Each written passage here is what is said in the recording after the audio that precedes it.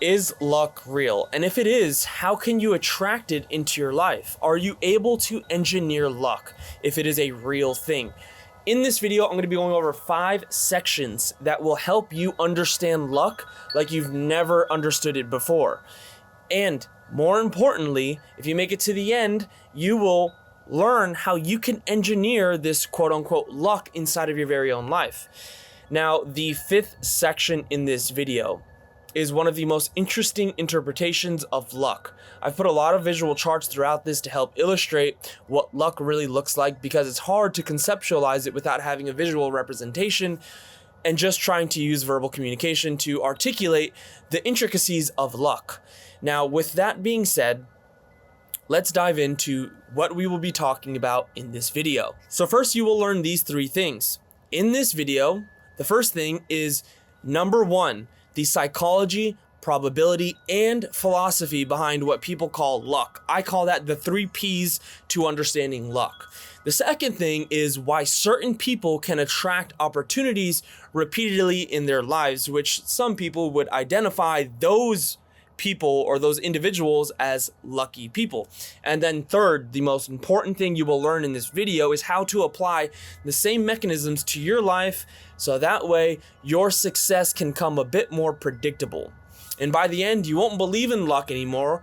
You'll learn how to start engineering it. Now, before we get into the information of this video, I just want you to note I'm on my patio. There's wind chimes, there's a bird feeder, there's wind, and I'm not in my studio. This is something I find very interesting, so I decided to just turn on my camera and tell you what I'm writing about this morning. I use my mornings as reflection periods where I take really abstract thoughts and break them down into writing, so that way I can later on make YouTube videos on it, but I figured why not start now. So let's jump right into it. The first thing is the psychological view. This is what people will call perceived luck. Now, this is the first P in understanding what luck is, because luck begins as a lens. It's not about what happens, it's about what you notice and how you interpret it. This is why 2 people can experience the same setback, meanwhile one person calls it failure and the other person calls it feedback. One person stops, meanwhile the other one adapts. There's a really cool study done by a psychologist. His name is Richard Wiseman. He did the largest study done that was conducted solely on luck, and he had 2 camps of people. The first camp was identified as lucky people, and the second camp, they identified themselves as the unlucky people. And they had the same exact rules. Before I go into how crazy this experiment is, I'm going to tell you the 3 traits of what lucky people have, which Richard Wiseman was able to filter out after this experiment. The first thing is they notice opportunities while others ignore them. The second is they trust their intuition instead of overthinking. And 3, they expect positive outcomes, which alters their actions and perceptions. Now let's move into the study because it's very interesting. The instructions were, read this newspaper and count all the photos throughout the newspaper. Here's the catch. On page 2, there was in bold font, stop reading, there's 43 photos. What happened is the lucky people immediately stopped reading after page 2. Meanwhile, the unlucky people continued reading throughout the whole thing and continued to give their answers on how many photos they thought was there. Now, the fact that they stopped reading on page 2 is not luck, it's awareness bias, because they perceive themselves as lucky. So this proves the point why our internal focus reveals what the external world shows us. The unlucky people missed the bold font on page 2 or ignored it because they operate through a cautious lens. Which now brings me to this chart here.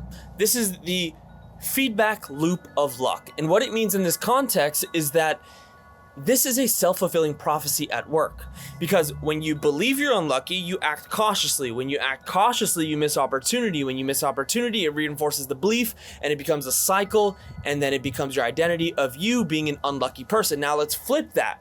Let's flip it to the lucky character.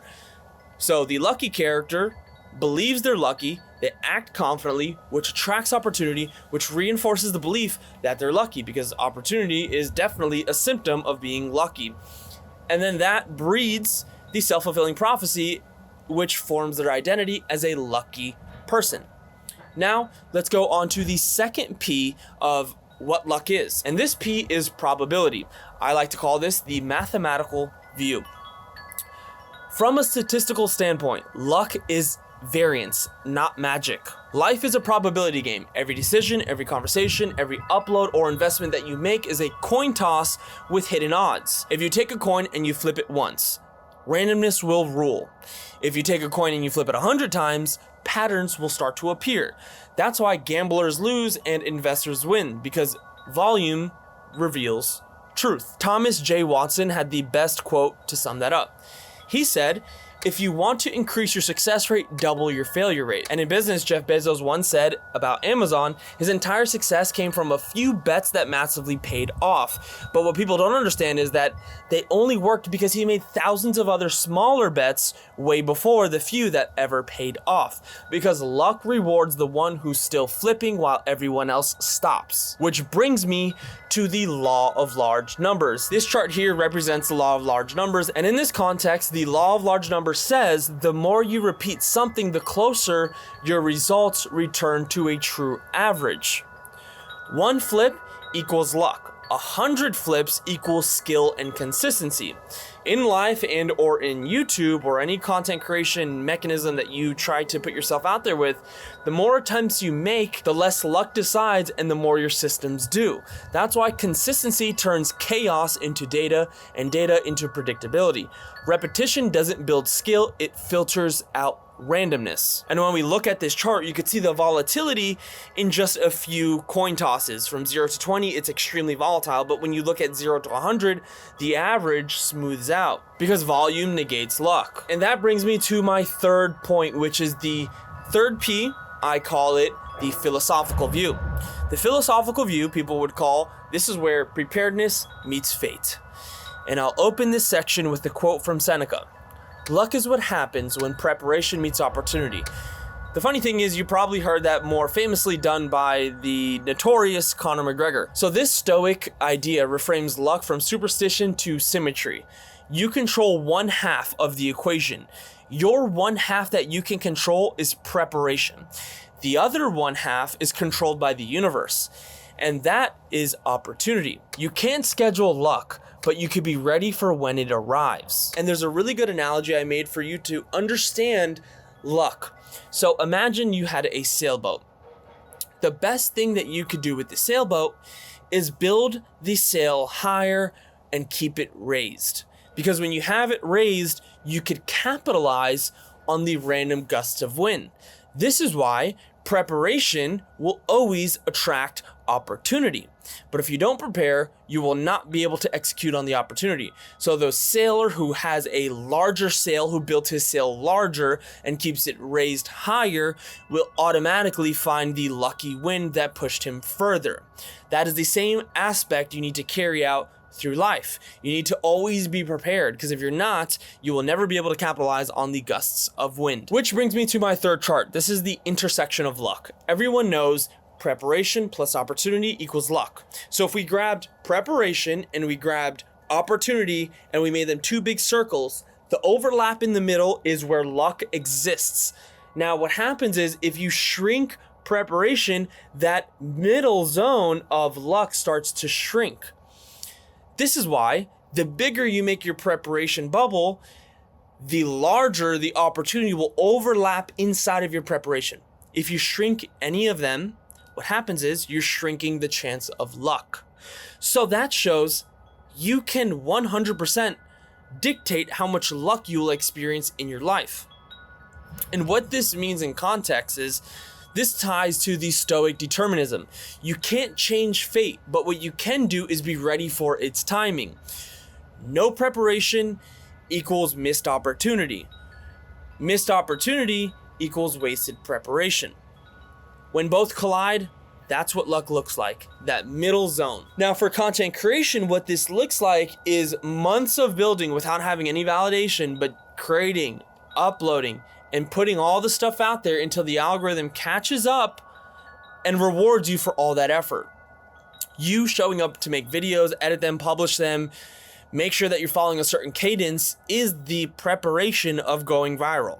Chances are you don't just upload one time and just become a viral hit that lasts forever. most likely for that to happen, you would have to be making for years to come, which brings me to the fourth point of luck. This is the modern view of luck, and this is what I call engineered luck. Now, in today's hyper-connected world, you can manufacture luck by expanding your luck surface area, and that term is coined by Naval Ravikant. Once you understand your luck surface area, everything's going to start changing in the way that you operate throughout the world. I will open this section with a quote by Naval. Build your character so opportunity has something to collide with. Every tweet, every video, every interaction is a node of webs inside of your potential collisions with luck. Each one increases your chance of being discovered, shared, or connected with the right person that could cause it to happen for you. That's why the internet isn't oversaturated. In fact, it's under-executed. Most people don't show up long enough for the compounding effect to start working for them because they're not making enough of those nodes inside of the web of your surface area of luck. This is why I always say do more. And I have this chart to help illustrate that, because really at the end of the day, what luck is exposure, skill, and time all together. Now, this chart here is the luck equation. When all three of those, exposure, skill, and time, come together, you have that exponential rise, increasing the chances of luck by a significant margin. And what that would look like in content creation is that publishing will be your exposure, refining would be your skill, persisting would be your time, and eventually, what people call luck is just the compounded effects of your visibility. Now, the parallel to content creation here is every upload is a coin toss. Every thumbnail, title, or idea is another split test in probability, ultimately increasing your surface area of luck. The creators who get lucky don't stumble upon virality, but rather they design conditions where it had to happen eventually. There's a great quote by Samuel Goldwyn, which says, "The harder I work, the luckier I get." So here are the action steps for you to start creating luck inside of your life. Number one is expose your surface area of luck. Post more, meet more, move more, do more. And I'm such a big proponent of doing more, I spray paint it inside of my garage.